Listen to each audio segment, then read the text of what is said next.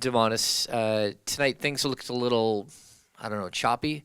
The ball got sticky. What is it that you guys have to do to sort of figure each other out here on the fly? Yeah, just keep trusting. We're gonna watch film, and we're just gonna teach Zach some new things. That we're doing, and everyone has to mesh with each other. Keon's back to the bench. I think our first half wasn't that bad, but then things got a bit out of hand.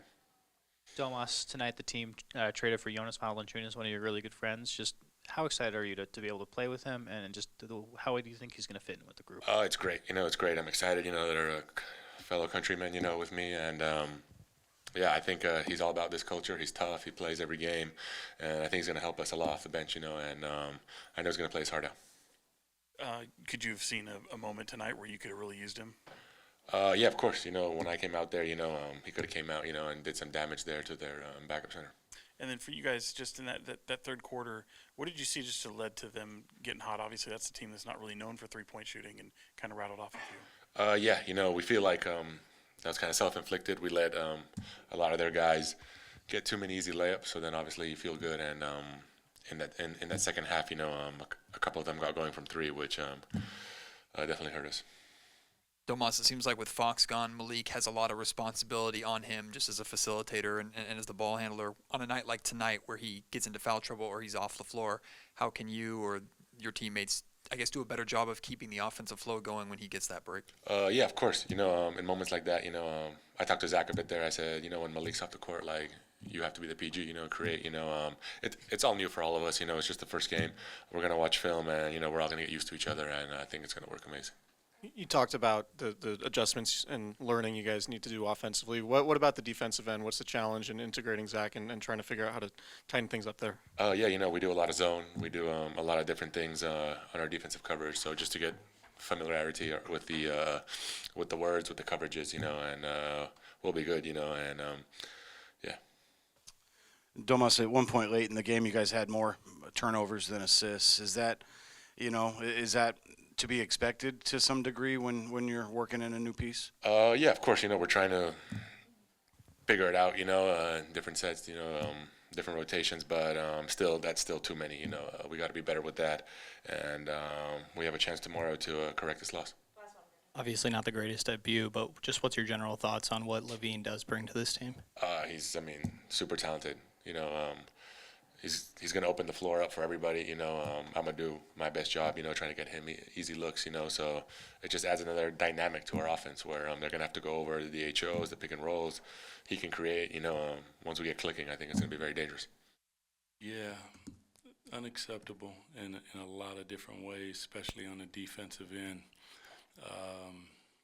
Must be better. Must play with a level of energy, intensity, physicality, aggressiveness that I want to see, and I think that they begun to expect from themselves. But that wasn't it. You can use all the different excuses, and I'm not going to do that. 19 turnovers for 28 points, unacceptable. 51% from them from the three-point line, unacceptable.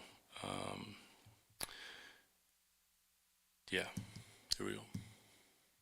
Doug, how much of tonight and Levine's debut was this just a feel-out process of just guys trying to figure out where he likes to be, where they like to be, vice versa? How much of that was a feel-out process for y'all? It's like that's part of what's going to happen. We have to find our way as a unit. They have to fill Zach out. Zach has to fill them out. But that's, I'm not using any of that as an excuse. There's a level of energy that we have to make sure that we play with even through that process. Like there's going to be a process. I am first to claim that, but at the same time, there's also an intensity in different things that we have to at least, especially, on the defensive end of the floor. Offensively, we got really good offensive players. They'll find their way, but on the defensive end is where we have to make sure that we're locked in, communicating at a high level and making sure that we're physical. Doug, the turnovers obviously tonight played a pretty big factor. Some of us were talking about how it looked like for a while there. You guys just had a lot less shots than the Magic, and part of that was the turnovers. How important is the turnover game for you guys, limiting those? And on the ball movement side, it seemed a little stagnant there. How much of that is, like Brandon was talking about, integrating Levine, and how much of that is a concern for you? I mean, I'm a share the basketball guy, so I want our assists to be towards the 30 number. That means that we have to spray the ball, and you have to get a Magic credit. They're long and rangy, but you have to take care of the basketball. You can't give a team that is that good, that big, that athletic, that many extra possessions than you and expect to not only win a ball game but be in a ball game. So, I want to see the ball hopping around, and it wasn't at the clip that we expect, and we'll be better. I mean, that's part of it. They're trying to, you bring a guy in, you show him some offensive sets, but at the same time you want to play in flow. You want them to learn how to play with each other, and that part takes a second. Two questions for you, DC. The first one is Malik has obviously a lot more responsibility upon himself now as a floor general and facilitator. On a night like tonight where he gets in foul trouble or, God forbid, he's out with injury or anything like that, how can the rest of the team do a better job of continuing to facilitate, get downhill, touch the paint like he does so well?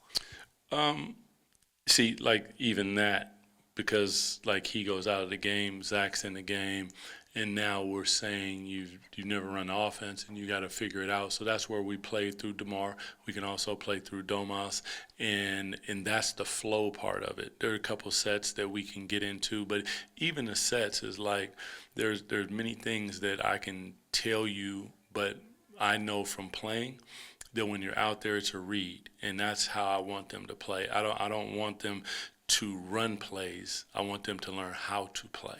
And there's a big difference in that.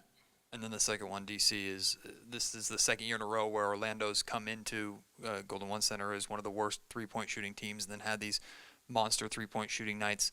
How much of that is confidence-driven, and why does it seem like so many opponents come into here with the confidence that they'll be able to shoot well?